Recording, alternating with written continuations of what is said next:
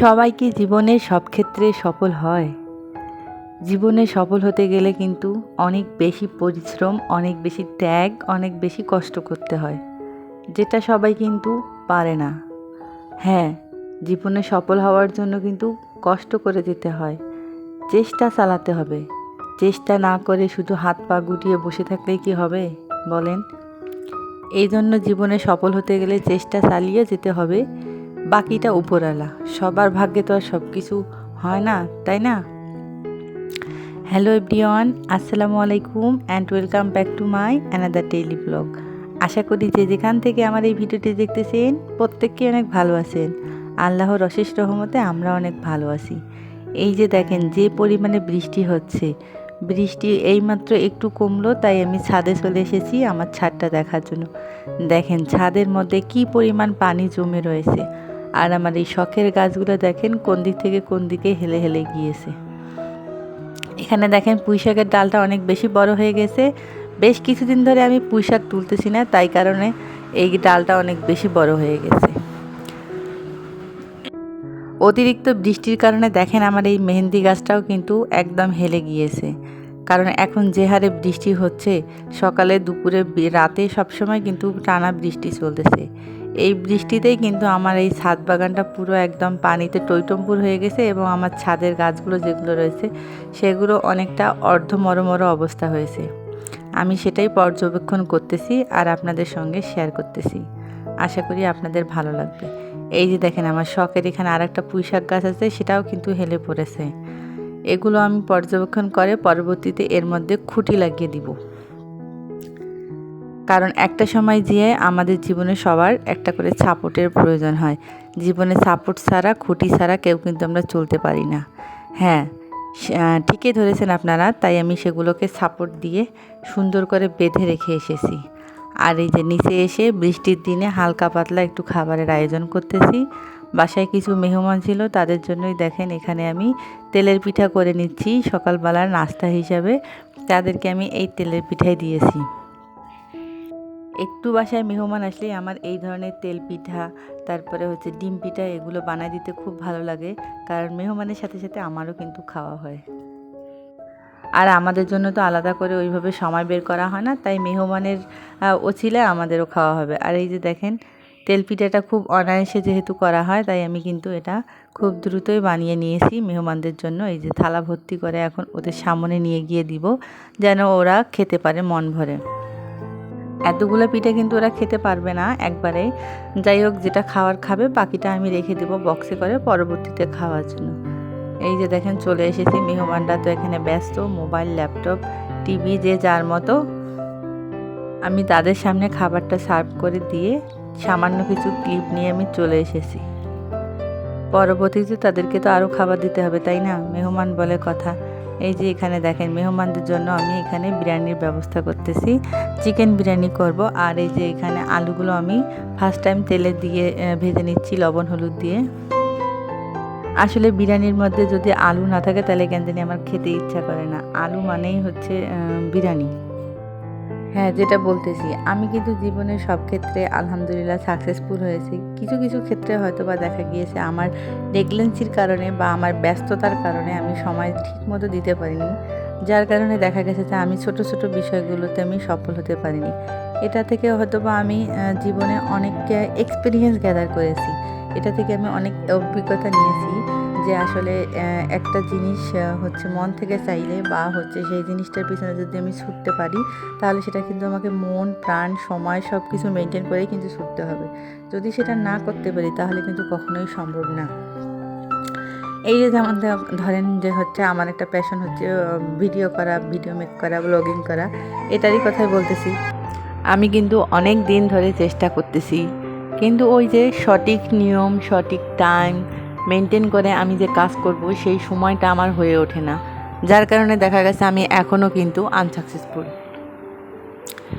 তাই বলতেছি, যারা হচ্ছে ধৈর্য নিয়ে অনেক সময় দিয়ে সঠিক টাইম মেনটেন করে কাজ করতেছে তারা কিন্তু অনেক বেশি এগিয়ে গিয়েছে, অনেক বেশি সফল। তাই বলবো যে হচ্ছে আমার মতো যারা এখন আনসাকসেসফুল তারা সকলেই সকলকে সাপোর্ট করবেন।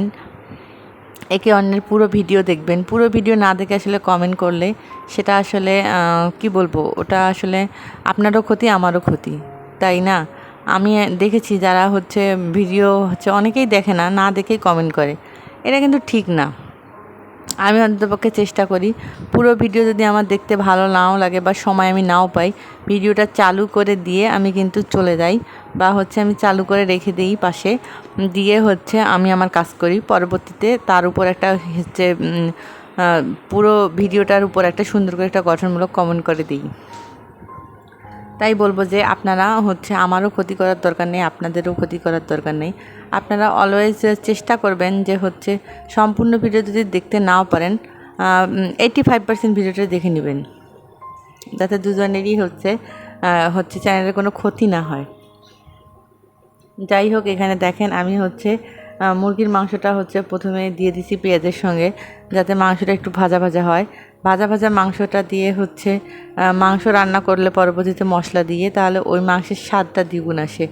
আমি কিন্তু মাঝে মাঝে এভাবে মাংসটা রান্না করি, এতে খেতেও কিন্তু অনেক বেশি সুস্বাদু হয়। আর যেহেতু বিরিয়ানি রান্না করব, তাই হচ্ছে আগে মাংসটা কষিয়ে নিচ্ছি, সিদ্ধ করে নেব।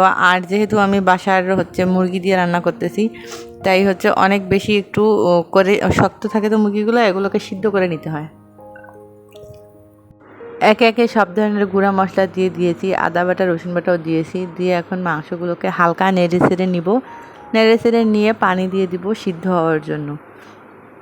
মাংসগুলোকে যতক্ষণ আমি সিদ্ধ করব ততক্ষণ কিন্তু অন্য আমার কাজ হয়ে যাবে, কারণ একটা সংসারে বা একটা রান্নাঘরে অনেক ধরনের কাজ থাকে। রান্না উঠিয়ে দিয়ে কিন্তু আমরা রান্নাঘরের যে সাইজের কাজগুলো থাকে সেগুলোও কিন্তু করতে পারি। তাহলে দেখা যাবে যে আমাদের হচ্ছে রান্নাঘরটাও হচ্ছে গুটকাট থাকবে, ক্লিন থাকবে, এবং আমাদের রান্নাও শেষ হয়ে যাবে। আর এই যে দেখেন যেগুলো গলা গিলা পা রয়েছে সেগুলোও কিন্তু আমি দিয়ে দিচ্ছি, এগুলোও দিয়ে দিব, কারণ এগুলো আলাদা করে রেখে আমি পরবর্তীতে রান্না করব না, কারণ এগুলো যদি আপনি বিরিয়ানির সঙ্গে খান এগুলো কিন্তু অনেক বেশি মজা লাগবে। আপনাদের দোয়া এবং ভালোবাসা আমার এই ছোট্ট চ্যানেলটি অনেক বড় হচ্ছে একটু একটু করে। আমি চাই আপনারা সবসময় আমাকে এভাবে ভালোবাসেন, আমার চ্যানেলকে ভালোবাসেন এবং আমাকে হচ্ছে মনে রাখেন। গত ভিডিওতে যে সকল আপু এবং ভাইয়া কমেন্ট করেছিলেন তাদেরকে জানাই অসংখ্য ধন্যবাদ। আমি আসলে সপ্তাহে 2টা ভিডিও দেওয়ার চেষ্টা করি, একটা হচ্ছে সোমবার আর একটা হচ্ছে বৃহস্পতিবার, 12টা থেকে দুপুর 2টার মধ্যে ভিডিও দেওয়ার চেষ্টা করি। আজকে একটু সময়ের হেরফের হতে পারে, আশা করি আপনারা সকলেই সেটা ক্ষমা সুন্দর দৃষ্টিতে দেখবেন এবং হচ্ছে আমার পুরো ভিডিওটি দেখবেন, এবং ভিডিও শুরুতে একটা লাইক কমেন্ট করে দিবেন, যাতে আমার ভিডিওটি অন্য সকল নতুন নতুন ইউজারদের কাছে পৌঁছে যায়। আর যারা যারা অলরেডি এই কাজটি করেছেন তাদেরকে জানাই অসংখ্য ধন্যবাদ।